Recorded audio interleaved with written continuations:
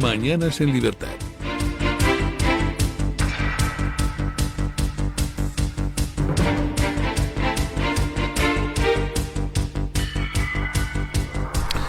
Ocho y 9 minutos, madre mía, 7 y 9 en las Islas Canarias. Vamos con las noticias de las 8 con la ayuda de doña Carmen Carbonell.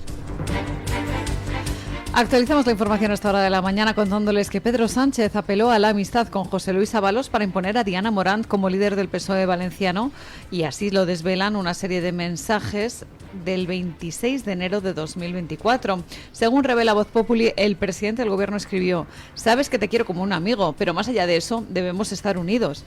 Menos de un mes antes de la detención de Koldo García, el 21 de febrero. Estos WhatsApps rebaten los intentos de Pedro Sánchez de ceñir al ámbito político la relación con José Luis Ábalos, el que fuera su ministro.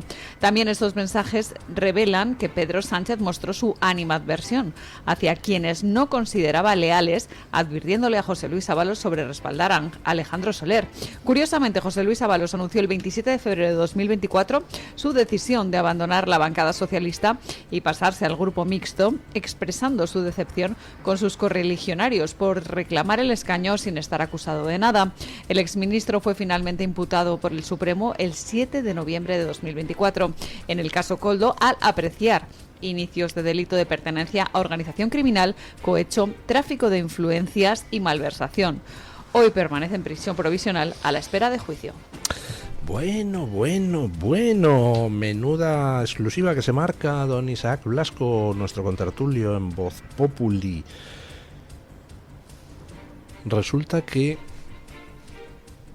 Sánchez se whatsappea con Ábalos el 26 de enero de 2024 y se whatsappea con él para reprocharle que apoye a otro que no sea Diana Morant para controlar el socialismo valenciano. Y entonces, en fin, dice: sabes que te quiero como amigo,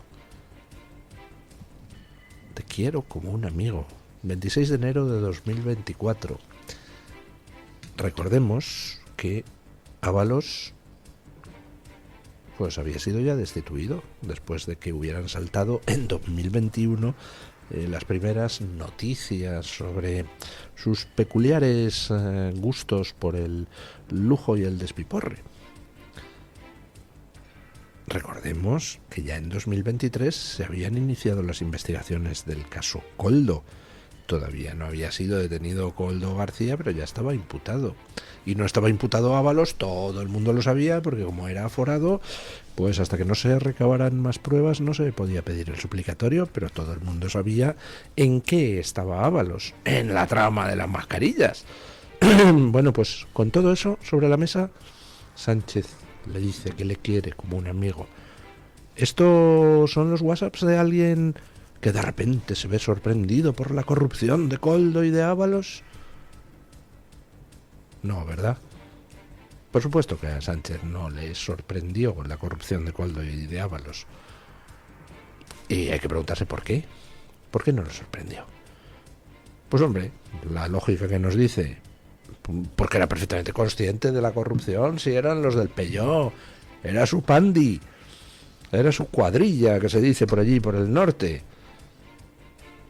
Y por supuesto que sabía todo aquello en lo que estaban. Por eso le puede escribir, cuando ya ha saltado toda la trama de corrupción, por eso le puede escribir: sabes que te quiero como un amigo. Agradecemos que ponga lo de como un amigo para no dar lugar a equívocos sobre la naturaleza de su amor por Ábalos. En fin, Sánchez queda con estos WhatsApps en evidencia por las fechas. En enero de 2024 ya se sabía todo. Y a pesar de saberse todo, aunque aún no estuviera imputado Ábalos por el asunto del suplicatorio patatín patatán, aunque ya se supiera todo, sigue tratándole Sánchez como un amigo al que quiere, con el que está un poco enfadado porque está apoyando a Soler en vez de a Diana Morant para el socialismo valenciano, pero eres un amigo, José Luis. Pues bueno saberlo. Felicidades a don Isaac Blasco por la exclusiva, que me parece enormemente importante.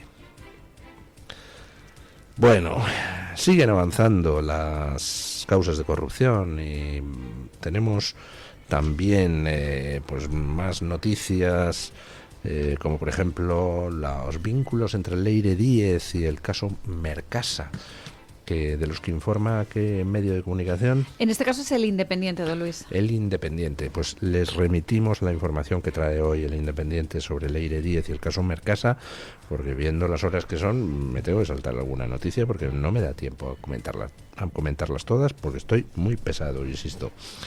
Bueno, ya tenemos balance de la operación en Venezuela.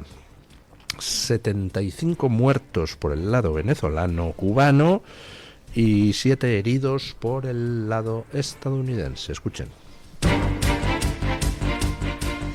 Abrimos la página de información internacional contándoles que Estados Unidos ha hecho balance de la operación Resolución Absoluta y calcula que unas 75 personas murieron en la intervención militar para capturar a Nicolás Maduro, según fuentes citadas por The Washington Post.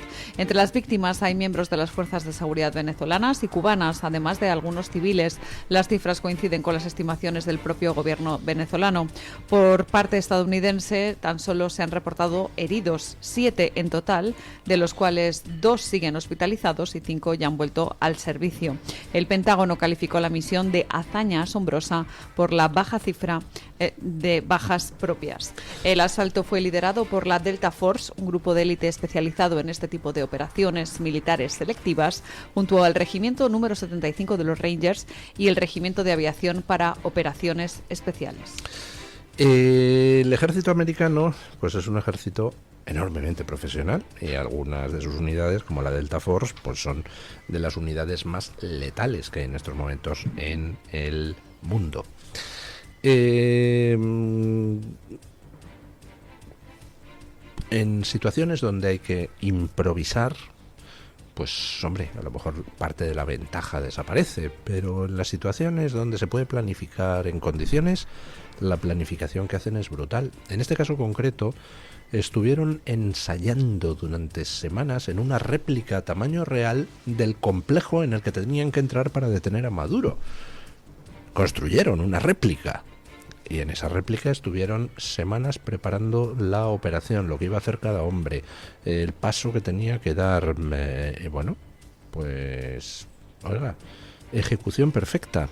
5 heridos leves, 2 heridos menos leves que siguen hospitalizados, y por el otro lado 75 bajas. De esas 75, 32 eran cubanos. Cuba había estado negando durante años las informaciones que, en fin, eran incontestables de que Venezuela está hasta las trancas de militares cubanos, precisamente para garantizar la disciplina en el ejército. 30.000 cubanos ha mandado el régimen comunista de Díaz-Canel. Bueno, pues 32 han muerto. La guardia pretoriana de Maduro, el cinturón, la cápsula primera de seguridad que tenía, eran cubanos. 16 cubanos, y ninguno pudo hacer frente a la Delta Force americana, a pesar de que eran fuerzas de élite cubanas.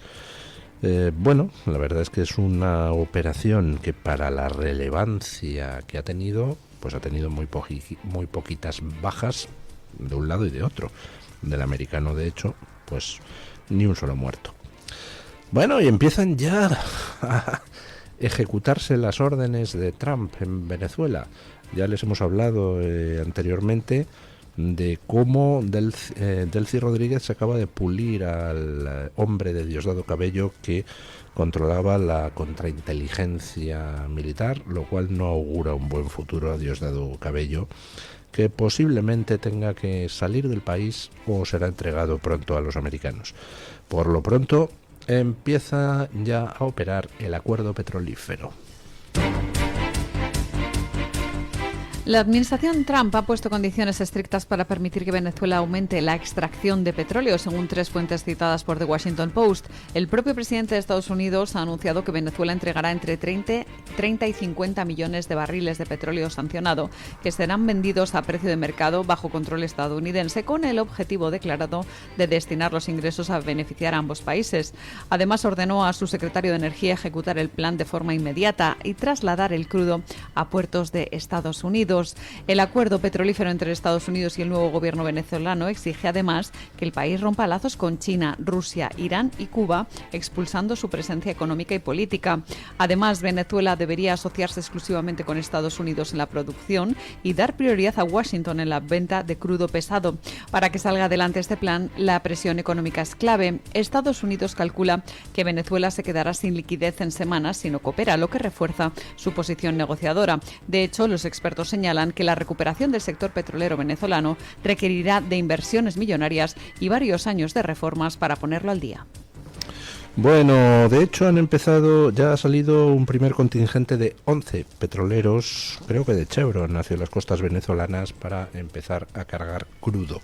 Recordemos al respecto dos cosas. Primero, parte de ese crudo va a ser para amortizar la deuda que tenía el gobierno de Maduro con Chevron, a quien le debía creo como 2.000 millones de dólares, y luego el resto, pues me imagino que va a ir a financiar el esfuerzo militar estadounidense. El otro día retuiteé pues unas palabras de Marco Rubio pues muy claritas con el petróleo. Oiga, nosotros no necesitamos el petróleo venezolano. Ahora, lo que no vamos a admitir es que el petróleo venezolano se use para beneficiar a China, a Rusia, a Irán y a Cuba. Se siente, pero no. Y es verdad, Estados Unidos no necesita el petróleo venezolano, aunque todo el petróleo venezolano se lo quedara a Estados Unidos. Eso es menos de lo que factura Nvidia, la empresa americana Nvidia, en un trimestre. Oiga, no estamos hablando de cantidades que para la economía americana signifiquen nada realmente. Pero evidentemente para las economías china o rusa o iraní o cubana, pues significa a lo mejor la diferencia entre poder afrontar el día a día o no poder afrontarlo. Así que Estados Unidos, por supuesto, no va a consentir que el petróleo venezolano vaya a beneficiar a nadie. Y segundo, Estados Unidos lo que no va a hacer va a ser saquear Venezuela, pero tampoco va a poner dinero. Eso creo que lo tenemos todos claro. Quien va a pagar el despliegue militar con el que se ha echado a Maduro es el petróleo venezolano, no lo van a pagar los contribuyentes americanos. Y me parece que tampoco es irrazonable. A partir de ahí, Venezuela tiene las mayores reservas petrolíferas del mundo. Es verdad que es un petróleo muy pesado, es un petróleo, por tanto, donde hay menos margen de beneficio, porque es necesario tratarlo, pero, oiga, son las mayores reservas del mundo. Venezuela tiene suficiente petróleo como para poder relanzar su economía sin necesidad de que nadie aporte nada desde el exterior.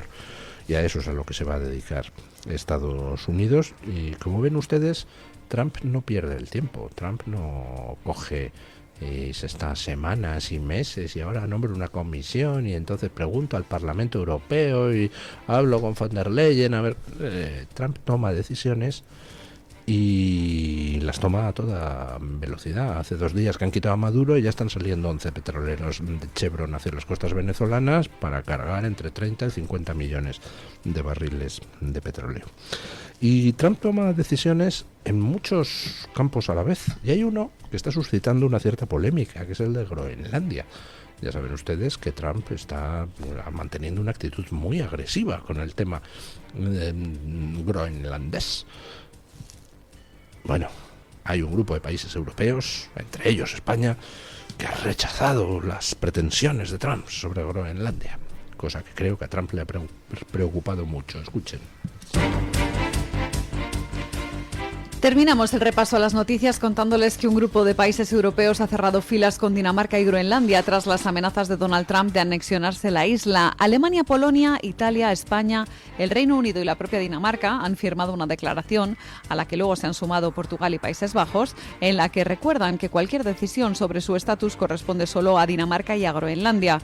Proponen además reforzar la seguridad del Ártico de forma conjunta con Estados Unidos en el marco de la OTAN. El primer ministro groenlandés ha agradecido el respaldo europeo y ha instado a Washington a mantener un diálogo respetuoso y a respetar también la integridad territorial. Y es que respecto a Groenlandia, las tensiones se han disparado después de que Donald Trump y su equipo insinuaran incluso que podrían hacer uso de la fuerza para hacerse con la isla, alegando motivos de seguridad nacional. Por su parte, la Unión Europea advierte de que cualquier ataque contra un país de la OTAN romperá el equilibrio de seguridad establecido desde la Segunda Guerra Mundial. Bueno, obviamente no va a haber ningún ataque contra ningún país de la OTAN, ni Estados Unidos se va a quedar Groenlandia por la fuerza. Estados Unidos tiene una forma mucho más simple.